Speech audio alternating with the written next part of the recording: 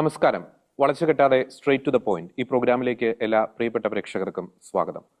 Love ജിഹാദ് അല്ലെങ്കിൽ പ്രണയച്ചതി, പ്രണയക്കുരുക്ക്, പ്രണയ ജിഹാദ് എന്ന പല പേരിൽ അറിയപ്പെടുന്ന പ്രണയത്തിന്റെ മറവിൽ മതപരിവർത്തനം നടത്തി നിരവധി പെൺകുട്ടികളെ നശിപ്പിക്കുന്ന ആ ഒരു പ്രവണത, അതിന്റെ ഒരു പശ്ചാത്തലത്തിൽ നിരവധി ക്രൈസ്തവ ഹൈന്ദവ കുടുംബങ്ങളാണ് കേരളത്തിൽ കണ്ണീര് കുടിച്ചുകൊണ്ടിരിക്കുന്നത്. നിരവധി പെൺകുട്ടികളുടെ ജീവിതങ്ങളാണ് നശിപ്പിക്കപ്പെട്ടത്.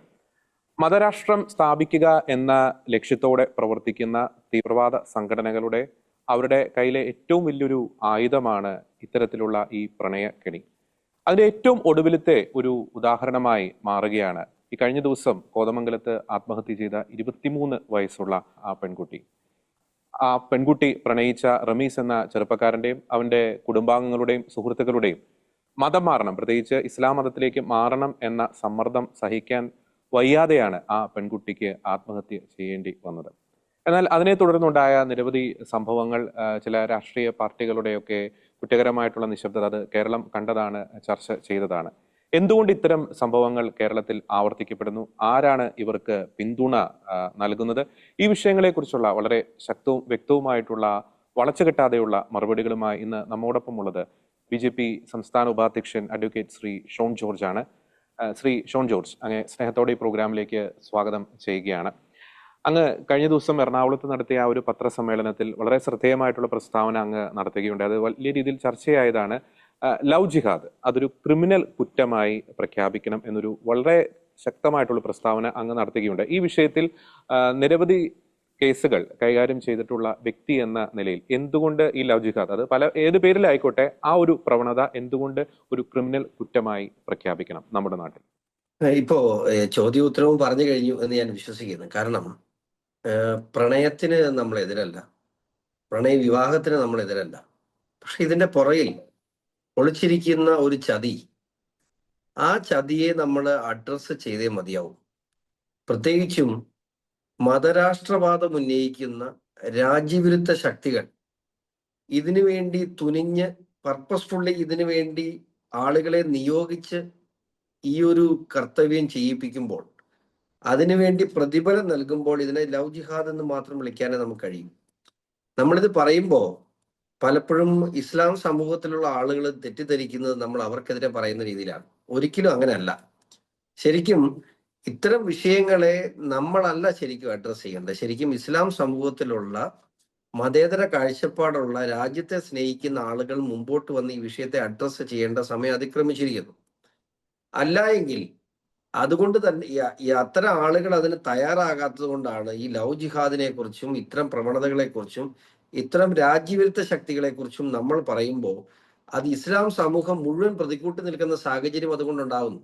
എനിക്ക് ഈ വിഷയത്തിൽ കേരളത്തിലെ ഈ ഇന്ത്യ മഹാരാജ്യത്തെയും നല്ലവരായ മതേതര കാഴ്ചപ്പാടുള്ള ഇസ്ലാം സമൂഹത്തിൽപ്പെടുന്ന സഹോദരങ്ങളോടാണ് എനിക്ക് അഭ്യർത്ഥിക്കാനുള്ളത്. നിങ്ങൾ ഈ വിഷയത്തെ ഏറ്റെടുക്കുവാനും ഇത്തരം പ്രവണതകളെ തള്ളിപ്പറയാനും ഇത്തരം രാജ്യവിരുദ്ധ ശക്തികളെ ഒറ്റപ്പെടുത്തുവാനും ഇവിടെയുള്ള ജനാധിപത്യ വിശ്വാസമുള്ള മതേതര വിശ്വാസികളായ ഇസ്ലാം സഹോദരങ്ങൾ തയ്യാറാകണം. ഇല്ല എങ്കിൽ ഇപ്പോൾ ഇവരുടെ ഏറ്റവും വലിയ ലക്ഷ്യം എന്ന് പറയുന്നത് നമ്മൾ ഈ ആരോപിക്കുന്ന ഇസ്ലാം സമൂഹത്തെ മുഴുവൻ അടച്ചാക്ഷേപിക്കുന്നതാണ് എന്ന് ഒരു പ്രതീതി നിലനിർത്തുകയും കൂടുതൽ ആളുകളെ ഇതുവഴി ഇത്തരത്തിലുള്ള രാജ്യവിരുദ്ധ സംഘടനകളിലേക്ക് ആകർഷിക്കുകയും ചെയ്യുക എന്നുള്ള വലിയ ലക്ഷ്യമാണ് ഇത്തരം സംഘടനകൾ ലക്ഷ്യം വെക്കുന്നത്. പക്ഷെ അവിടെ പറ്റുന്ന ഒരു പ്രശ്നം എന്ന് പറയുന്നത് ഇത്തരം സംഘടനകളെ വോട്ട് ബാങ്ക് രാഷ്ട്രീയത്തിന് വേണ്ടി ഇവിടുത്തെ കോൺഗ്രസും CPM-ഉം പ്രോത്സാഹിപ്പിക്കുന്നതുകൊണ്ടാണ് ഇത്രയേറെ ഇവർക്ക് വളരാൻ കഴിയുന്നത് എന്നുള്ളതാണ് ഏറ്റവും അപകടകരമായ കാര്യം. അത് ചൂണ്ടിക്കാണിക്കാതിരിക്കാൻ കഴിയില്ല. ഇത്തരം വിഷയങ്ങൾ അങ്ങ് വളരെ ശ്രദ്ധേയമായിട്ടുള്ള ഒരു ഇടപെടൽ നടത്തുന്ന വ്യക്തി കൂടിയാണ്. നമുക്ക് കോതമംഗലത്തെ ഒരു സംഭവം, ഒരു ഒറ്റപ്പെട്ട സംഭവമായിട്ട് നമുക്ക് കാണാൻ സാധിക്കും. നമുക്കറിയാം, പോപ്പുലർ ഫ്രണ്ടിന്റെ ആ നിരോധനത്തിന് ശേഷം ഇത്തരം പ്രവണതകൾക്ക് ഒരു അറുതി വരുമെന്ന് നാം പ്രതീക്ഷിച്ചതാണ്. ഇത്തരത്തിലുള്ള സംഭവങ്ങൾ, ചില സംഭവങ്ങൾ ഈ കോതമംഗലത്തെ കേസ് പോലെ മാധ്യമങ്ങളിൽ വാർത്തയാകുന്നു, റിപ്പോർട്ട് ചെയ്യപ്പെടുന്നു. പക്ഷെ അറിയാതെ പോകുന്ന അനവധി സംഭവങ്ങളുണ്ട്. കഴിഞ്ഞ കുറച്ച് നാളത്തെ അങ്ങയുടെ ഒരു അനുഭവത്തിന്റെ വെളിച്ചത്തിൽ ഒന്നോ രണ്ടോ സംഭവം അങ്ങയുടെ അനുഭവത്തിന്റെ വെളിച്ചത്തിൽ ഒന്ന് പങ്കുവെക്കാം ഇതുമായി ബന്ധപ്പെട്ട്. ഇപ്പൊ ഈ ഒരാഴ്ചക്കിടയിൽ സംഭവിച്ചതാണ് കൊട്ടാരക്കരയിലെ ആ പെൺകുട്ടിയുടെ സംഭവം. ആ പെൺകുട്ടി പോയില്ല. ആ പെൺകുട്ടിയെ രക്ഷിച്ചുകൊണ്ട് വരാൻ കഴിഞ്ഞു. അന്നു മുതൽ ആ കുട്ടിക്ക് നേരെ വധഭീഷണി ഉൾപ്പെടെയുള്ള കാര്യങ്ങളാണ്. അത് അല്പം ശാരീരിക പ്രതിസന്ധിയുള്ള പ്രശ്നങ്ങളുള്ള ഒരു കുട്ടി കൂടിയാണ്. അതിനെ വലിയ രീതിയിലാണ് മാനസികമായി അവരെ സമ്മർദ്ദം. ഇന്ന് വരെയും ആ പ്രതിയെ അറസ്റ്റ് ചെയ്യാൻ പോലീസ് തയ്യാറായിട്ടില്ല. ഇന്നലെ മിനിഞ്ഞാന്ന് ഞാൻ നടത്തിയ പത്രസമ്മേളനത്തിന് ശേഷം മാത്രമാണ് പോലീസ് സ്ക്വാഡ് രൂപീകരിച്ചതും ആ റമീസിന്റെ മാതാപിതാക്കളെ അറസ്റ്റ് ചെയ്യാൻ തീരുമാനിച്ചതും. റമീസിന്റെ മാതാപിതാക്കളെ അറസ്റ്റ് ചെയ്താന്ന് ഞാൻ വിശ്വസിക്കുന്നില്ല. പോപ്പുലർ ഫ്രണ്ടിന്റെ കസ്റ്റഡിയിലായിരുന്നു അവരെ പോപ്പുലർ ഫ്രണ്ട് ഇത് വിവാദമാകാതിരിക്കാൻ തിരിച്ചേൽപ്പിച്ചതാണെന്നാണ് എന്റെ വിശ്വാസം. അതും കേസ് ഒത്തുതീർപ്പാക്കാൻ വേണ്ടി. ഇപ്പോ ഇത് മാത്രമല്ല, ഞാൻ പറയട്ടെ, ഒന്നല്ല 1000 ഈ വിഷയം. പക്ഷേ മലബാർ മേഖലയിൽ സമാനമായ ഒരു സാഹചര്യം ഈ ദിവസങ്ങളിൽ തന്നെ ഉണ്ടായി. അവിടെയുള്ള പ്രശ്നം എന്ന് പറയുന്നത് ഒറ്റ മോളാണ്, അച്ഛന്റെ അമ്മയുടെ ഒറ്റ മോളാണ്. അവരൊരു പരാതി കൊടുക്കാനും ഇല്ല. ഞങ്ങളുടെ മകള് പോയി, അവർ ആത്മഹത്യയുടെ വക്കിലാണ്. ഈ വിഷയം പുറത്തറിഞ്ഞ് അവരുടെ പേര് പുറത്തു വരുമോ എന്നുള്ള വലിയ ഭയമാണ്. പിന്നെ ഇവർ ഭയപ്പെടുത്തും, പേടിപ്പിക്കും. ഇങ്ങനെ നൂറുകണക്കിന് കേസുകൾ ഞാൻ പറഞ്ഞില്ലേ. തൊടുപുഴയ്ക്കടുത്ത് ഇത്തരത്തിലുള്ള ഒരു മതപരിവർത്തന കേന്ദ്രം, അതുപോലെ നമ്മുടെ പൊന്നാനിയിലുള്ള മതപരിവർത്തന കേന്ദ്രം, ഈ കേന്ദ്രത്തിലൊക്കെ നടക്കുന്ന പ്രവർത്തികൾ, അത് പ്രത്യേകിച്ച് ഈ തൊടുപുഴയ്ക്കടുത്ത് പൈങ്ങോട്ടൂരുള്ള ഈ മതപരിവർത്തന കേന്ദ്രം നടത്തുന്ന വ്യക്തിയുടെ ബാക്ക്ഗ്രൗണ്ട്, അയോധ്യയിൽ ഇരു കൂട്ടർക്കും, മുസ്ലിം ഹിന്ദു വിഭാഗങ്ങൾക്കും പ്രവേശനമില്ലാതെ സുപ്രീം കോടതി നിരോധിച്ച ഒരു കാലഘട്ടത്തിൽ അവിടെ അതിക്രമിച്ച് കയറി അറസ്റ്റിലായ 6 മലയാളികളിൽ ഒരാളാണ് ഈ കേന്ദ്രം നടത്തുന്നത്. അപ്പൊ അയാളുടെ ബാക്ക്ഗ്രൗണ്ട് നമുക്ക് ഊഹിച്ചെടുക്കാം. ഇത് ഗ്രൗണ്ട് ഇത് ഇത് ഇത് ഇന്റലിജൻസ് റിപ്പോർട്ടാണ്. അപ്പൊ അത്രയും ഈ വ്യക്തിയെക്കുറിച്ച് വ്യക്തിയുടെ ബാക്ക്ഗ്രൗണ്ടിനെ സംബന്ധിച്ചും അത്തരത്തിലുള്ള ഒരു വ്യക്തി സുഗമമായി കേരളത്തിന്റെ മണ്ണിൽ സുഗമമായി ഒരു മതപരിവർത്തന കേന്ദ്രം നടത്തുകയാണ്. അവിടെ രാത്രി, അവിടെ തൊട്ട് അയൽവക്കത്തുള്ള ആളുകൾ പറയുന്നത് രാത്രി 11 മണിക്ക് ശേഷമാണ് ആളുകളെ കൊണ്ടുവരുന്നത്. അവിടുന്ന് വരുന്നതും പോകുന്നതും അറിയത്തില്ല, ആരാണ് വരുന്നതെന്നും ആരാണ് പോകുന്നതെന്നും അറിയുന്നില്ല. മുഖം ഉൾപ്പെടെ മൂടി പർദ്ദയിട്ടുള്ള ആളുകൾ വരുന്നു, കുറെ ദിവസം കഴിയുമ്പോൾ അവർ പോകുന്നു. ഇതൊന്നും ആർക്കും അവിടെ സംരക്ഷിക്കാം. അവിടെ പൂർണ്ണമായും ഈ ആ സെന്ററിന് എല്ലാ സംരക്ഷണവും നൽകുന്നത് CPM-ന്റെ അവിടുത്തെ പൈങ്ങോട്ടൂരെ ഒരു പ്രാദേശിക നേതാവാണ് ഇതിന്റെ എല്ലാ സംരക്ഷണവും നൽകുന്നത്. ഇവിടെ എല്ലാം ഉള്ള പ്രശ്നം, ഇപ്പം നിലമ്പൂര്, ഞാൻ കഴിഞ്ഞ ദിവസം സൂചിപ്പിച്ചു, നിലമ്പൂര് നിയമസഭാ തെരഞ്ഞെടുപ്പില് നമ്മളെല്ലാം കണ്ടു. വലിയ രീതിയിലുള്ള ഒരു മത തീവ്രവാദികളെയും അവരുടെ വോട്ട് പ്രീണിപ്പിക്കാൻ വേണ്ടിയുള്ള വലിയ രാഷ്ട്രീയമാണ് നിലമ്പൂര് തുടങ്ങിയത്.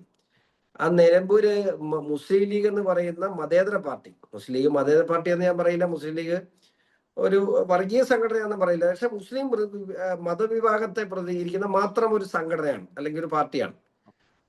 അങ്ങനെ ഒരു രാഷ്ട്രീയ പാർട്ടി കൂടെ ഉണ്ടായിരുന്നിട്ടും, മുന്നണിയുടെ ഭാഗമായിരുന്നിട്ടും, ജമാഅത്തെ ഇസ്ലാമിയെ പോലെ മതരാഷ്ട്രവാദം ഉന്നയിക്കുന്ന ഒരു കക്ഷിയെ കൂടെ കൂട്ടിയ കോൺഗ്രസ് എന്ത് മെസ്സേജാണ് ഈ ലോകത്തിന് നൽകുന്നത്? എന്ത് മതേതരത്വത്തിന്റെ മെസ്സേജാണ് അവർ നൽകുന്നത്? അവർ കൂടിയപ്പോൾ ഞങ്ങളും കൂട്ടാനുണ്ട്. അവർക്ക്, അതായത് മുസ്ലിം ലീഗിന് തീവ്രത കുറവായത് കൊണ്ടാണ് തീവ്രവാദ സംഘടനയായ ജമാഅത്തെ ഇസ്ലാമിയെ കൂടെ കൂട്ടിയത്. എന്നാൽ നിങ്ങൾക്ക് മാത്രമല്ല ഞങ്ങൾക്കും തീവ്രവാദ ബന്ധമുണ്ടെന്ന് കാണിക്കുന്നതായിരുന്നു പിണറായി വിജയൻ എടുത്ത നിലപാട്. അപ്പോൾ നിങ്ങളുടെ കൂടെ മാത്രമല്ല, ഞങ്ങളുടെ കൂടെ തീവ്രവാദ സംഘടനകളുണ്ട്. PDPയെ സംബന്ധിച്ചിടത്തോളം, PDP ആ നിലമ്പൂരിന്റെ മണ്ണിൽ, ഞാൻ ഈ കോട്ടയത്ത് നിന്ന് 10 പേരാണ് അവിടെ കലാശക്കൊട്ടിന് PDPക്ക് വേണ്ടി കൊടി വീശാൻ വന്നത്. കാരണം നിലമ്പൂരിൽ 25 പേര് പോലും PDPക്കില്ല. എന്നിട്ടും PDPയുടെ പിന്തുണ മേടിച്ചെന്താണ്? തീവ്രവാദ സംഘടനകളുടെ പിന്തുണ അവർക്ക് മാത്രമല്ല ഞങ്ങൾക്കും ഉണ്ട് എന്ന് പറയുക എന്നുള്ള ഉദ്ദേശത്തിലാണ് ചെയ്യുന്നത്. അപ്പൊ ഈ പ്രീണനം ഇത് എവിടെ പോയി നിൽക്കും? മതേതരത്വം പ്രസംഗിക്കുകയും പ്രീണന രാഷ്ട്രീയം മുമ്പോട്ട് കൊണ്ടുപോവുകയും ചെയ്യുന്ന കോൺഗ്രസും CPM-ഉമാണ് ഇത്തരത്തിലുള്ള രാജ്യവിരുദ്ധ ശക്തികൾക്ക് ഇവിടെ കൂട്ടുനിൽക്കുന്നത്. അവരാദ്യം ഈ പണി നിർത്തണം.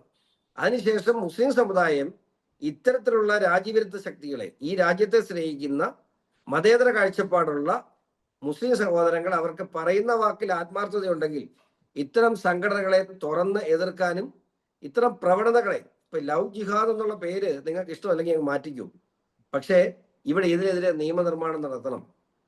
പീഡിപ്പിക്കുക, ഉപേക്ഷിക്കുക, 2 കൊല്ലം കൊണ്ടു നടന്നതിന് ശേഷം ഈ പെൺകുട്ടികളെ തെരുവിൽ ഉപേക്ഷിക്കുക, അല്ലെങ്കിൽ ഇവരെ കയറ്റി വിടുക. ഇതൊക്കെ എന്ത് ലോകമാണിത്? സിറിയയിൽ പോലും നടക്കില്ലാത്ത ക്രൂരതകൾ ഇവിടെ നടക്കുന്നുണ്ട്, പലരും പുറത്തു പറയുന്നില്ല. ഇതൊക്കെ വലിയ എന്നാൽ ഇതെല്ലാം സത്യമാണെന്ന് ഇവിടുത്തെ മുഴുവൻ രാഷ്ട്രീയ നേതാക്കൾക്കറിയാം. ഇത് സത്യമാണ് ഇവിടുത്തെ പോലീസ് ഓഫീസർമാർക്കറിയാം, ഇവിടുത്തെ കോടതികൾക്കറിയാം. പക്ഷേ ലവ് ജിഹാദ് എന്നൊരു ടേം എവിടെയും ഡിറൈവ് ചെയ്തിട്ടില്ല എന്നുള്ളത് സത്യമാണ്. അത് ഞാനും അംഗീകരിക്കുന്നു. അതുകൊണ്ടാണ് ഞാൻ പറഞ്ഞത്, നിങ്ങൾക്ക് ഇഷ്ടമുള്ള പേര് വിളിച്ചോ, പക്ഷേ ഇനി കോതമംഗലത്തെ പോലെ ഒരു സംഭവം കേരളത്തിന്റെ മണ്ണിൽ സംഭവിക്കരുത്. നമ്മള് ഛത്തീസ്ഗഡില് 2 കന്യാസ്ത്രീമാർ മതപരിവർത്തനത്തിന്റെ പേരിൽ അറസ്റ്റ് ചെയ്യപ്പെട്ടപ്പോൾ ഉറഞ്ഞു തുള്ളിയ ഇടതുപക്ഷ ജനാധിപത്യ മുന്നണിയുടെയും കോൺഗ്രസിന്റെയും ഒരു നേതാക്കളെയും സ്വന്തം മണ്ണിൽ മൂക്കിന് കീഴെ നമ്മുടെ ഒരു പെങ്ങള് വച്ച് മതപരിവർത്തനത്തിന്റെ പേരിൽ മാനസിക സമ്മർദ്ദം കൊണ്ട് ആത്മഹത്യ ചെയ്തപ്പോൾ ആ വീടൊന്ന് സന്ദർശിക്കാനോ, അവിടെയൊന്ന് പോയി അവരെ ആ കുടുംബത്തെ ആശ്വസിപ്പിക്കാനോ, പ്രസ്താവന ഇറക്കാനോ, സമരം നടത്താനോ കണ്ടില്ല എന്ന് പറയുമ്പോൾ ഇവരുടെയൊക്കെ ഈ ഇത്തരം ആത്മാർത്ഥത ഇവരൊക്കെ ഈ വിഷയത്തിൽ കാണിക്കുന്ന, അല്ലെങ്കിൽ ഛത്തീസ്ഗഡ് ഉൾപ്പെടെയുള്ള വിഷയങ്ങളിൽ ഇവരുടെ ലക്ഷ്യം എന്തായിരുന്നു എന്ന് കൃത്യമായി ബോധ്യപ്പെടുത്തുന്നതാണ്. മറ്റൊരു കാര്യം കൂടി, ഇപ്പോൾ കോതമംഗലത്തെ ആ കേസിലേക്ക് തന്നെ നമ്മൾ വരികയാണെങ്കിൽ, അങ്ങയുടെ ഒരു അന്വേഷണത്തിന്റെ വെളിച്ചം നമുക്കറിയാം, മാധ്യമങ്ങളിലൂടെ പല വാർത്തകളും വരുന്നുണ്ട്, പോലീസ് പറയുന്നുണ്ട്. ഈ ലവ് ജിഹാദിന്റെ ആ ഒരു സ്വഭാവം ഈ ഒരു വിഷയത്തിൽ എത്രത്തോളം ഗുരുതരം? ഞാൻ ചോദിക്കാനുള്ള ഒരു കാരണം, ചെറിയ ചില ക്യാപ്സ്യൂളുകളൊക്കെ ഈ കൂട്ടരുടെ ഭാഗത്തു നിന്നൊക്കെ വരുന്നുണ്ട്. അതായത് ഈ പെൺകുട്ടി ആത്മഹത്യ ചെയ്തത് ഈ റമീസിന്റെ സ്വഭാവ ദൂഷ്യം സഹിക്കാൻ വയ്യാതെയാണ്, അല്ലെങ്കിൽ പെരുമാറ്റ ദൂഷ്യം സഹിക്കാൻ വയ്യാതെയാണ്, ഈ മതമാറ്റം എന്നൊരു സമ്മർദ്ദം ആ ഒരു കേസിൽ വന്നിട്ടില്ല എന്ന ചില ക്യാപ്സ്യൂളുകളൊക്കെ ഇപ്പോൾ ഇറങ്ങിക്കൊണ്ടിരിക്കുന്നത് സാമൂഹ്യ മാധ്യമങ്ങളിലൂടെ. അപ്പോൾ അങ്ങയുടെ ഒരു അന്വേഷണത്തിന്റെ വെളിച്ചത്തിൽ, അങ്ങ് മനസ്സിലാക്കിയ കാര്യങ്ങളുടെ വെളിച്ചത്തിൽ ഈ ഒരു വിഷയത്തിൽ ലവ് ജിഹാദിന്റെ അല്ലെങ്കിൽ ഒരു പ്രണയക്കെണിയുടെ, പ്രണയ ചതിയുടെ ഒരു സ്വഭാവം എത്രത്തോളം ഗുരുതരമാണ്? ഇതിന്റെ ഒരു കഥ പറയാം. അതായത് അടിമാലിയില് സബ് രജിസ്ട്രാർ ഓഫീസിൽ വിവാഹം കഴിക്കാൻ അടിമാലിയിൽ പോയി രജിസ്റ്റർ ചെയ്യാൻ ഇവർ തയ്യാറായിരുന്നു. അങ്ങനെ ഈ പെൺകൊച്ച് അടിമാലിയിൽ പോയി സബ് രജിസ്ട്രാർ ഓഫീസിൽ ചെന്നപ്പോ ഈ ചെറുപ്പക്കാരൻ പറഞ്ഞു, നമുക്ക് ഇവിടെ രജിസ്റ്റർ ചെയ്താൽ ശരിയാകില്ല. അവൻ ഒഴിഞ്ഞു മാറി. പല പ്രാവശ്യം ഇവൻ ഫോൺ വിളിക്കുന്നുണ്ടായിരുന്നു. ആ കൂട്ടുകാരിയുടെ ഫോൺ മേടിച്ച് ഫോൺ വിളിച്ചു. പക്ഷെ വിളിച്ച ഫോണെല്ലാം അവൻ നമ്പർ സഹിതം ഡിലീറ്റ് ചെയ്തു. അത് ഒന്നാമത്തെ സംശയം. കാരണം വീട്ടിലേക്ക് വിളിക്കുകയാണെങ്കിൽ അവൻ ഫോൺ ഡിലീറ്റ് ചെയ്യേണ്ട കാര്യമില്ല. 2, ഇതിന് ശേഷം ഈ പെൺകുട്ടിയെ പറഞ്ഞു പറ്റിച്ച് Aluva sub register office register ചെയ്യാമെന്ന് പറഞ്ഞ് പാനായിക്കുളത്തുള്ള വീട്ടിൽ കൊണ്ടുപോയി. പാനായിക്കുളത്തുള്ള വീട്ടിൽ ആ കുട്ടിയുടെ മരണമൊഴിയിലും ആ കുട്ടിയുടെ സുഹൃത്തിനോട് പറഞ്ഞ മൊഴിയിലും ആ പാനായിക്കുളത്തുള്ള വീട്ടിൽ കൊണ്ടുപോയി ഇവിടുന്ന് മലപ്പുറത്തേക്ക് അല്ലാതെ നിന്നെ തുറന്നു വിടില്ല, മതപരിവർത്തന കേന്ദ്രത്തിൽ 2 മാസം താമസിക്കണം, അത് കഴിഞ്ഞ് തിരിച്ചു വന്ന് നമ്മുടെ കല്യാണം, അല്ലാതെ ഒരു കാരണവശാലും നിന്നെ തുറന്നു വിടില്ല എന്ന് പറഞ്ഞ് പൂട്ടിയിടുകയും അതിനുശേഷം അവിടെ വെച്ച് അവളെ മർദ്ദിക്കുകയും, ഇത് മാതാപിതാക്കളുള്ള വീട്ടിലാണ്, അവളെ മർദ്ദിക്കുകയും ഇത്തരത്തിൽ പീഡിപ്പിക്കുകയും ചെയ്യുന്ന സമയത്ത് ഈ പറയുന്ന ചെറുപ്പക്കാരന്റെ മാതാപിതാക്കളെ കൂടാതെ അവിടെ മറ്റു ചിലരുണ്ടായിരുന്നു എന്ന് മൊഴിയിൽ വ്യക്തമാണ്. അപ്പോൾ ഇത്തരത്തിലുള്ള ഒരു കാര്യത്തിൽ ഒരു പെൺകുട്ടിയെ പൂട്ടിയിട്ട് മതപരിവർത്തനത്തിന് പീഡിപ്പിക്കുന്ന സമയത്ത് അവിടെ വേറെ ആളുകൾ ഉണ്ടായിരുന്നു എന്ന് പറഞ്ഞാൽ അതിന്റെ അർത്ഥം അരിയാഹാരം കഴിക്കുന്ന ആളുകൾക്ക് മനസ്സിലാവും എന്ന് തന്നെയാണ് വിശ്വസിക്കുന്നത്. ആ പെൺകുട്ടിയുടെ കൂട്ടുകാരിയോട് എൻ്റെ ആങ്ങളെ വിളിച്ചു പറയും, ഇത് പ്രശ്നമാവും, പോലീസിൽ അറിയിക്കുമെന്ന് പറഞ്ഞുകൊണ്ട് മാത്രമാണ് അന്ന് അവളെ പൊന്നാനിക്ക് കൊണ്ടുപോകാതെ അവൾക്ക് തിരിച്ച് വീട്ടിൽ വരാൻ കഴിഞ്ഞത്. അപ്പോൾ അവളുടെ പ്രത്യേകിച്ച് മരണമൊഴിയിൽ അല്ലെങ്കിൽ അവളുടെ എഴുതിയ ആത്മഹത്യാ കുറിപ്പിൽ കൃത്യമായി മതപരിവർത്തനത്തിന് എന്നെ മാനസികമായി സമ്മർദ്ദം ചെലുത്തുകയും അതിന് ഞാൻ തയ്യാറല്ല എന്ന് പറഞ്ഞപ്പോൾ നീ പോയി മരിച്ചോ, ഞാൻ മരിച്ചു കളയും, നീ ഇങ്ങനെ തുടങ്ങിയാൽ ഞാൻ മരിച്ചു കളയും എന്ന് പറഞ്ഞപ്പോൾ നീ പോയി മരിച്ചോ, അതായത് മതപരിവർത്തനത്തിന് അവൾ തയ്യാറല്ല എന്ന് പറഞ്ഞപ്പോൾ അവളോട് മരിക്കാനാണ് അവൻ ആഹ്വാനം ചെയ്തത്. അപ്പോൾ ആരുടെ കയ്യിൽ നിന്നോ കൊട്ടേഷൻ എടുത്ത് ഈ കുട്ടിക്ക് വേണ്ടി അവൻ കാശ് മേടിച്ചിരുന്നു എന്നുള്ള കാര്യത്തിൽ വ്യക്തത ഉണ്ട്. അങ്ങനെ വളരെ ആസൂത്രിതമായി നടന്ന സ്ഥലം. ഇപ്പൊ എല്ലാവരും പറയുന്നു ഖുറാൻ പഠിക്കുന്ന ആളുകൾക്ക് അല്ലെങ്കിൽ ഇത്തരത്തിൽ വൃത്തികെട്ട ജീവിതം നയിക്കുന്നവർക്ക് അല്ലെങ്കിൽ 5 നേരം പള്ളി പോകുന്നവർക്ക് ഇതൊന്നും ചെയ്യാൻ കഴിയില്ല. അതായത് ഇത്തരത്തിലുള്ള സംഘടനകൾ ഈ ലവ് ജിഹാദ് ഉൾപ്പെടെയുള്ള കാര്യങ്ങൾക്ക് നിയോഗിക്കുന്നത് 5 നേരം നിസ്കരിക്കുന്ന ഇസ്ലാമികളെ അല്ല, ഏറ്റവും മോശമായ കഞ്ചാവ് അല്ലെങ്കിൽ ലഹരി ഉൽപ്പന്നങ്ങളൊക്കെ ഉപയോഗിക്കുന്നവരെ ആണ് പണം കൊടുത്ത് ഈ പർപ്പസിന് വേണ്ടി സംഘടനകൾ ഉപയോഗിക്കുന്നത്. ഇവർ യഥാർത്ഥ ഇസ്ലാം അല്ല. ഞാൻ പറയട്ടെ, ഇവരുടെ ചിന്താഗതി എന്ന് പറയുന്നത് രാജ്യവിരുദ്ധ പ്രവർത്തനമാണ്. ഈ രാജ്യത്തിന് നേരെ അവർ നടത്തുന്ന യുദ്ധമാണിത്. ആ യുദ്ധത്തിന്റെ ഭാഗമാണ് ലവ് ജിഹാദ്. ആ യുദ്ധത്തിന്റെ ഭാഗമാണ് ഇവിടുത്തെ യുവതലമുറയെ, പ്രത്യേകിച്ച് മുസ്ലിം ഉൾപ്പെടെയുള്ള, മറ്റാർക്കും വ്യത്യാസമൊന്നുമില്ല. നിങ്ങൾ എല്ലാ സ്ഥലങ്ങളിലും എടുത്തു നോക്കിയോ, മുസ്ലിം സമുദായത്തിൽ ഉൾപ്പെടെയുള്ള ചെറുപ്പക്കാരെ, ഈ രാജ്യത്തിന് മുതൽക്കൂട്ടാകേണ്ട മുസ്ലിം സമുദായം ഉൾപ്പെടെയുള്ള ചെറുപ്പക്കാരെ നശിപ്പിക്കുവാൻ ആണ് ഇവർ ഈ നർക്കോട്ടിക് ജിഹാദ് നടത്തുന്നത്. ഈ രാജ്യത്തിന് മുതൽക്കൂട്ടാകേണ്ട യുവതലമുറയെ പ്രത്യേകിച്ച് കേരളത്തിൽ നശിപ്പിക്കുകയാണ് ഇവർ. അപ്പൊ അതിൽ ലവ് ജിഹാദ് ഉണ്ട്, നർക്കോട്ടിക് ജിഹാദ് ഉണ്ട്, ഏതൊക്കെ ജിഹാദുകളുണ്ടോ അതെല്ലാം ഉണ്ട്. മറ്റൊരു പ്രധാനപ്പെട്ട കാര്യം, നമുക്കറിയാം പോപ്പുലർ ഫ്രണ്ടിന്റെ നിരോധനത്തിന് മുമ്പ് ഇത്തരം കേസുകൾ കോടതിയിലൊക്കെ എത്തുമ്പോൾ ഈ കോടതിയിൽ ഈ ആൺകുട്ടിയുടെ അല്ലെങ്കിൽ യുവാവിന്റെ ഭാഗത്തുനിന്ന് വരുന്ന ഒരു സംഘടിതമായിട്ടുള്ള ഒരു സ്വഭാവത്തോടു കൂടിയുള്ള ഒരു ആൾക്കൂട്ടമുണ്ട്. അവർക്ക് വലിയ രീതിയിലുള്ള നിയമസഹായം ലഭിക്കുന്നു, വലിയ ഫീസുകൾ മേടിക്കുന്ന അഡ്വക്കേറ്റ്സിന്റെ സഹായം ലഭിക്കുന്നു, വലിയൊരു ആൾക്കൂട്ടത്തെ നമുക്ക് കാണാൻ സാധിക്കുന്നു. ഇപ്പോൾ അവരുടെ ഒരു നിരോധനത്തിന് ശേഷവും ഇത്തരത്തിലുള്ള സംഘടിതമായിട്ടുള്ള ഒരു പിന്തുണ ഇത്തരം വിഷയങ്ങളിൽ അങ്ങേക്ക് നിരീക്ഷിക്കാൻ സാധിച്ചിട്ടുണ്ട്? സിമിയെ നിരോധിച്ചപ്പം പോപ്പുലർ ഫ്രണ്ടായി, പോപ്പുലർ ഫ്രണ്ടിനെ നിരോധിച്ചപ്പോൾ SDP ആയി, SDP നിരോധിക്കുമ്പോൾ അവർ അടുത്ത സംഘടനയാവും. എന്താണെങ്കിൽ ഇവരെല്ലാം അവിടെ ഉണ്ട്. ഈ പറയുന്ന സംഘടിത ശക്തികൾ വളരെ ശക്തമായി കേരളത്തിൽ മുമ്പോട്ട് പോകുന്നു. അവർ ഓരോ സമയത്തും ഓരോ നിയമസഭാ തെരഞ്ഞെടുപ്പിലും ഓരോ ലോക്സഭാ തെരഞ്ഞെടുപ്പിലും കേരളത്തിൽ ഏതെങ്കിലും ഒരു മുന്നണിയെ വിലക്കെടുക്കുന്നു. അതിൽ ഇരയായിട്ട് ഒരാളാണ് ഞാനും. 2016 തെരഞ്ഞെടുപ്പിൽ SDP ഇങ്ങോട്ട് വന്ന് പിന്തുണ അറിയിക്കുകയും അവരുടെ പിന്തുണ സ്വീകരിക്കുകയും ചെയ്തവരാണ്. അന്ന് ഒരു രാഷ്ട്രീയ പാർട്ടിയായിരുന്നു. 2 വർഷക്കാലം എടുത്തു പൂർണ്ണമായും നമ്മളെ ഹൈജാക്ക് ചെയ്യുമായിരുന്നു എന്ന്. അതായത് MLA ഫണ്ട് മാത്രമല്ല, എല്ലാം. എൻ്റെ പിതാവിന്റെ ഓഫീസ് നിയന്ത്രണം തന്നെ SDP ആയി മാറി 2 വർഷം കൊണ്ട്. അവസാനം നിങ്ങളുമായിട്ടുള്ള ബന്ധമില്ല എന്ന് പറഞ്ഞ് ഇറക്കി വിടേണ്ട സാഹചര്യം. അഭിമന്യുവിന്റെ കൊലപാതകത്തിന് ശേഷമാണ് SDP ആയിട്ടുള്ള ബന്ധം ഉപേക്ഷിച്ചത്. SDP ആയിട്ട് ബന്ധം ഉപേക്ഷിച്ച് കൃത്യം 1 വർഷം കൊണ്ട് കേരളത്തിലെ ഏറ്റവും വലിയ മുസ്ലിം വിരുദ്ധനായി PC ജോർജിനെ ചിത്രീകരിക്കുകയും അദ്ദേഹത്തിന്റെ 2021 തെരഞ്ഞെടുപ്പിൽ അദ്ദേഹത്തെ സംഘടിതമായി ഒരിടത്ത് വോട്ട് ചെയ്ത്, ഒരു സ്ഥാനാർത്ഥിക്ക് വോട്ട് ചെയ്ത്, അതായത് ആരാണ് 2ാം സ്ഥാനത്ത് നിൽക്കുന്നത് നോക്കി 2ാം സ്ഥാനത്ത് സ്ഥാനാർത്ഥിക്ക് അയാൾ പോലും വിശ്വസിച്ചില്ല അയാൾക്ക് എത്ര വോട്ട് കിട്ടുന്നു. കാരണം ഒരു അപ്രസക്തനായ ഒരു സ്ഥാനാർത്ഥിയായിരുന്നു. അങ്ങനെ ഒരു സ്ഥാനാർത്ഥിക്ക് വോട്ട് ചെയ്ത് കൊടുത്ത് PC ജോർജിനെ തോൽപ്പിച്ചു.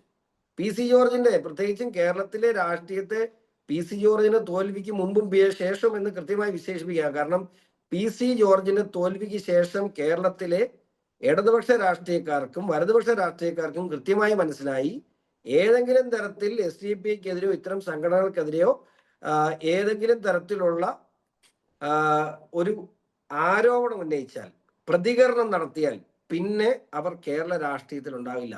ഇതിനു മുമ്പ് നിങ്ങൾ എടുത്തു നോക്കിയേ, AK ആന്റണി ഇതിനെക്കുറിച്ച് തുറന്നു പറഞ്ഞ് നിസ്സാര ദിവസങ്ങൾ കൊണ്ട് അദ്ദേഹത്തിന്റെ മുഖ്യമന്ത്രി സ്ഥാനം പോയി. ബഹുമാനപ്പെട്ട VS അച്യുതാനന്ദൻ മുഖ്യമന്ത്രി സ്ഥാനത്ത് ഇരുന്നു കൊണ്ട് ഇതേ കാര്യം പറഞ്ഞു. പിന്നെ അദ്ദേഹത്തിന് ഒരു അധികാര സ്ഥാനത്ത് എത്താൻ കഴിഞ്ഞിട്ടില്ല. അപ്പൊ നമ്മളൊക്കെ ചിന്തിക്കുന്നതിനപ്പുറത്തേക്ക് ഞാൻ വേറെ കാര്യം പറയട്ടെ. കേരളത്തിലെ മുഖ്യധാര മാധ്യമങ്ങൾ ഈ വിഷയം റിപ്പോർട്ട് ചെയ്യാൻ തയ്യാറാകാത്ത എത്ര മാധ്യമങ്ങളുണ്ടെന്നറിയോ?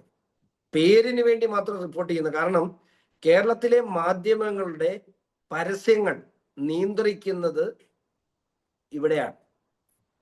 അത് ഒരു പ്രത്യേക സമുദായത്തിൽ വരുന്ന ആളുകളുടെ കംപ്ലീറ്റ് പരസ്യങ്ങൾ നിയന്ത്രിക്കുന്ന ഒരു കൺസോൾട്ടേഷൻ അല്ലെങ്കിൽ ഒരു അപ്പെക്സ് ബോഡി ഉണ്ടാക്കിയിട്ടുണ്ട്. അവരാണ് ഈ കേരളത്തിലെ ചാനലുകൾ ഏത് വാർത്ത വരണം വാർത്ത വരണ്ട എന്നൊക്കെ തീരുമാനിക്കുന്നത്. അപ്പോ വലിയ സംഘടിതമായി പൊളിറ്റിക്കലി, അതുപോലെ മാധ്യമ പ്രവർത്തക രംഗത്ത്, സാംസ്കാരിക രംഗത്ത് ഇപ്പോ ഇത്തരത്തിലുള്ള വിഷയം ഉണ്ടാകുമ്പോൾ സാംസ്കാരിക നായകരെ എവിടെയെങ്കിലും കാണുമോ? ഇവിടെ ഏതെങ്കിലും തീവ്രവാദ സംഘടനക്കെതിരെയും സംസാരിക്കുന്ന, അല്ലെങ്കിൽ ഞാൻ പറയുന്ന പോലെ ഇവിടുത്തെ യഥാർത്ഥ മതേതര വിശ്വാസികളായ ഇസ്ലാമികൾ ഇതിനെതിരെ പ്രതികരിക്കണമെന്നെങ്കിലും പറയുന്ന ഏതെങ്കിലും ഒരു സാംസ്കാരിക നായകരെ ഈ നാട്ടിൽ കാണാനുണ്ടോ? ഇതിനെക്കുറിച്ച്, ഇതിന്റെ സത്യാവസ്ഥ ഞാൻ ഇവിടെ ഈ നിങ്ങളുടെ അടുത്ത് ഇത്ര നേരം സംസാരിച്ചപ്പോ ഏതെങ്കിലും തരത്തിൽ ഇസ്ലാം സഹോദരങ്ങളെയോ അല്ലെങ്കിൽ പരിശുദ്ധ ഖുറാനെയോ അല്ലെങ്കിൽ പ്രവാചകനെയോ കുറ്റം പറഞ്ഞുകൊണ്ട് ഞാനൊരു വാക്ക് പറഞ്ഞു? പക്ഷെ ഞാൻ ഈ ചർച്ച കേൾക്കുന്ന ഈ കേൾക്കുന്ന ഓരോ മുസ്ലിം സഹോദരങ്ങളുടെ മുമ്പിൽ ഞാൻ മുസ്ലിം വിരുദ്ധനായി ഇവർ ചിത്രീകരിക്കുകയാണ്. ഞാൻ ഈ നിമിഷം എൻ്റെ ജീവിതത്തിൽ ഇന്ന് വരെയും പരിശുദ്ധ ഖുറാനെയോ അല്ലെങ്കിൽ മുഹമ്മദ് നബിയോ ഒരക്ഷരം മോശം പറയുന്ന ഒരാളല്ല, ഞാൻ പറയുന്ന ജീവിതകാലം മുഴുവൻ ഞാൻ പറയില്ല. പക്ഷേ ഈ പ്രവണതകളെ തള്ളിപ്പറയണമെന്ന് നമ്മൾ പറയുമ്പോൾ നമ്മളാണ് ലോകത്തെ ഏറ്റവും വലിയ വർഗീയവാദിയായി ചിത്രീകരിക്കപ്പെടുന്നത്. ഇത് ഇപ്പോഴല്ല, ഇത് കേരളത്തിൽ ഒരു 10-20 വർഷമായിട്ടുള്ള പ്രവണതയാണ്. അതിന് ചൂട്ടുപിടിക്കുന്ന സമീപനം കോൺഗ്രസും CPM-ഉം സ്വീകരിക്കുന്നതാണ് ഈ നാടിനെ തകർക്കുന്ന ഏറ്റവും വലിയ പ്രശ്നം. അങ്ങ് ഈ സൂചിപ്പിച്ച ഒരു വിഷയം, നമുക്കറിയാം നിലവിൽ ഇപ്പോൾ പൊളിറ്റിക്കൽ ഇസ്ലാമിനെതിരെ ശക്തമായിട്ട് കേരളത്തിൽ നിലപാടെടുക്കുന്നത് BJP പാർട്ടിയാണ്. ഇനി തദ്ദേശ സ്വയംഭരണ സ്ഥാപനങ്ങളിലേക്കുള്ള തെരഞ്ഞെടുപ്പ് വരാൻ പോകുന്നു, നിയമസഭാ തെരഞ്ഞെടുപ്പ് വരാൻ പോകുന്നു. അപ്പോൾ അത്തരം തെരഞ്ഞെടുപ്പുകളിലൊക്കെ ഈ പൊളിറ്റിക്കൽ ഇസ്ലാമിനെതിരെ ശക്തമായിട്ടുള്ള നിലപാട് എടുക്കുന്നവർക്കെതിരെ സംഘടിതമായിട്ടുള്ള നീക്കങ്ങൾ, അത് രാഷ്ട്രീയ നേതൃത്വങ്ങളുടെ ഭാഗത്തു നിന്നായിക്കോട്ടെ, മാധ്യമങ്ങളുടെ ഭാഗത്തു നിന്നായിക്കോട്ടെ, ഈ പറയുന്ന സാംസ്കാരിക മേഖലയിൽ നിന്നായിക്കോട്ടെ, എല്ലാ മേഖലയിൽ നിന്നായിക്കോട്ടെ, ആ ഒരു നീക്കത്തെ എങ്ങനെയാണ് കൗണ്ടർ ചെയ്യാൻ BJP ഉദ്ദേശിക്കുന്നത്? ഇതൊക്കെ ജനങ്ങളോട് പറയേണ്ടി വരും. കാരണം നമ്മുടെ 80-20 വിവാദം നിങ്ങളെല്ലാം ഓർക്കുന്നുണ്ട്. സംവരണവുമായി ബന്ധപ്പെട്ട 80-20 വിവാദത്തിൽ ബഹുമാനപ്പെട്ട ഹൈക്കോടതിയുടെ ഇടപെടലിന്റെ അടിസ്ഥാനത്തിൽ ജനസംഖ്യ ആനുപാതികമായി 60-40 അനുപാതത്തിലേക്ക് വന്നപ്പോൾ അതിനെതിരെ ഇവിടെ ഇടതുപക്ഷവും വലതുപക്ഷവും ഒരുമിച്ചിരുന്ന സർവകക്ഷി യോഗം കൂടി അതിനെതിരെ അപ്പീല് സുപ്രീം കോടതി പോകാൻ തീരുമാനിച്ചു. അപ്പീൽ കൊടുത്തു. ഓർത്തോണം, ഇവിടുത്തെ ക്രിസ്ത്യാനി മനസ്സിലാക്കേണ്ട വിഷയമാണ്. ഇനി മുനമ്പം വിഷയം ഉണ്ടായി. വഖഫ് ഭേദഗതി, ഇത്ര 610 കുടുംബങ്ങൾക്കെതിരെ വഖഫ് ഭേദഗതി നിയമത്തിൽ ഈ നിമിഷം വരെയും ഇന്ത്യയിലുള്ള ഒരു മുസ്ലിം സംഘടനകളും ഇപ്പൊ അതിനെതിരെ പ്രതിഷേധത്തില്ല. പക്ഷെ കോൺഗ്രസും മുസ്ലിം ലീഗും അതിനെതിരെ ഇപ്പോഴും UDF-ന്റെ അധികാര കേന്ദ്രത്തിലിരിക്കുന്ന കോൺഗ്രസും മുസ്ലിം ലീഗും ഇപ്പോഴും അതിനെതിരെ സമരം നടത്തുകയാണ്. ഇടതുപക്ഷ ജനാധിപത്യ മുന്നണി സമരം നടത്തുന്നു. എന്തിന്? 2017 ഈ KT ജലീൽ ന്യൂനപക്ഷ വകുപ്പ് മന്ത്രിയായിരുന്നപ്പോൾ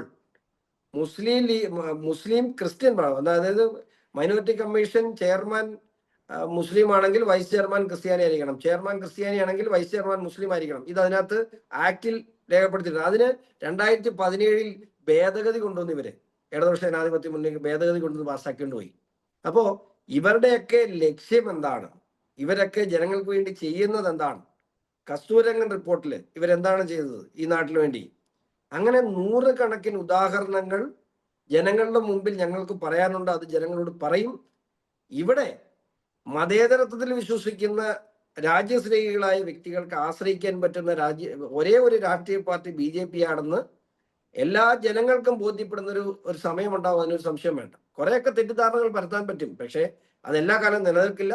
തീർച്ചയായിട്ടും ജനങ്ങളെ വിശ്വാസത്തിലെടുത്തുകൊണ്ട് അത് ജനങ്ങളെ പറഞ്ഞ് ബോധ്യപ്പെടുത്തുവാൻ ഞങ്ങൾക്ക് കഴിയും. അതിൽ ഒരു വിട്ടുവീഴ്ചയും BJP ചെയ്യില്ല.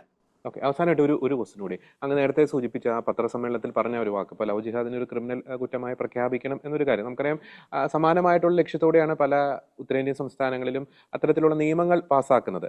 ഇത്തരത്തിലുള്ള പ്രണയത്തിന്റെ മറവിൽ അല്ലെങ്കിൽ വിവാഹത്തിലൂടെ നിർബന്ധിതമായിട്ട് മതപരിവർത്തനം നടത്തുന്ന പ്രവണതകൾക്കെതിരെ നടപടി സ്വീകരിക്കുക എന്ന ലക്ഷ്യത്തോടെ. പക്ഷേ അത്തരം നിയമങ്ങൾ പലപ്പോഴും അതിന് ഇരകളാകേണ്ടി വരുന്നത് ഇപ്പം മറ്റ് ന്യൂനപക്ഷ വിഭാഗത്തിൽപ്പെട്ടവരാണ്, പ്രത്യേകിച്ച് ക്രൈസ്തവ ന്യൂനപക്ഷങ്ങളാണ്. അതിലെ ചില വാക്കുകളൊക്കെ ഇങ്ങനെ വളച്ചൊടിച്ചുകൊണ്ട്, തെറ്റിദ്ധരിപ്പിച്ചുകൊണ്ട്, അതിന് ചില ലൂപ്പ് ഹോളുകളൊക്കെ കണ്ടെത്തിക്കൊണ്ട് അതിന് ഇരകളാകേണ്ടി വരുന്നത് ക്രൈസ്തവ ന്യൂനപക്ഷം. ആ ഒരു പ്രവണത കൂടി തിരുത്തേണ്ടതല്ലേ ഇത്തരം നിയമനിർമ്മാണങ്ങൾ നടത്തുമ്പോൾ? തീർച്ചയായിട്ടും നിയമമായിട്ടേ നിർമ്മിക്കാൻ പറ്റുള്ളൂ. പക്ഷെ അത് ഇംപ്ലിമെന്റ് ചെയ്യുന്ന സൈഡിലാണ് ഈ പറയുന്ന ഇപ്പോൾ നിങ്ങൾ പറഞ്ഞ ഇഷ്യൂസ് ഉള്ളത്. ആ ഇഷ്യൂസ് എവിടെയൊക്കെ ഞാൻ പറഞ്ഞല്ലോ, ഞങ്ങളുടെ മുമ്പിൽ എവിടെയൊക്കെ അത്തരം ഇഷ്യൂസ് വന്നിട്ടുണ്ടോ അത്തരം ഇഷ്യൂസിനെ എല്ലാം കൃത്യമായി ഇംപ്ലിമെന്റ് അല്ലെങ്കിൽ അവിടെ എല്ലാം നമുക്ക് ഇടപെടാൻ കഴിഞ്ഞിട്ടുണ്ട്. ഇടപെടാൻ കഴിഞ്ഞ വിഷയങ്ങൾക്ക് പരിഹാരം ഉണ്ടാക്കാൻ കഴിഞ്ഞിട്ടുണ്ട്. സ്വാഭാവികമായും നോർത്ത് ഇന്ത്യൻ സംസ്ഥാനങ്ങളിൽ ഇപ്പൊ മാത്രമല്ല, ഒരു 10-60 വർഷമായി ഈ പ്രവണത നിലവിലുണ്ട്. ഇന്നലെ ഒരു ചർച്ചയിൽ രാഹുൽ പറഞ്ഞ പോലെ മഹാത്മാഗാന്ധിയുടെ മകനെ നിർബന്ധിത മതപരിവർത്തനം നടത്തിയ നാടാണിത്. അപ്പൊ അന്ന് മുതൽ ഈ പ്രവണതയുണ്ട്. തീർച്ചയായിട്ടും മതപരിവർത്തനത്തിനെതിരെ നിയമനിർമ്മാണം നടത്തണമെന്ന് ആവശ്യപ്പെട്ട ആളാണ് ഇന്ത്യയുടെ രാഷ്ട്രപിതാവ് മഹാത്മാജി. അപ്പോ ഇവിടെ 70-79 വർഷമായി നിലനിൽക്കുന്ന ഒരു ഇഷ്യൂവിനെ പെട്ടെന്ന് ഒരു ദിവസം കൊണ്ട് പരിഹരിക്കാൻ കഴിയുന്നതല്ല. പക്ഷെ ഒരു കാര്യം ഉറപ്പാണ്, നിർബന്ധിത മതപരിവർത്തനം അത് ഒരു സംശയവുമില്ല നിരോധിക്കേണ്ടത് തന്നെയാണ്. എന്നാൽ അതോടൊപ്പം എടുത്തു പറയേണ്ട കാര്യം, ഈ രാജ്യത്ത് ഏതു മതത്തിലും വിശ്വസിക്കാനുള്ള അവകാശം സംരക്ഷിക്കപ്പെടുകയും ചെയ്യണം. അത് ഭരണഘടനാപരമായ അവകാശമാണ്.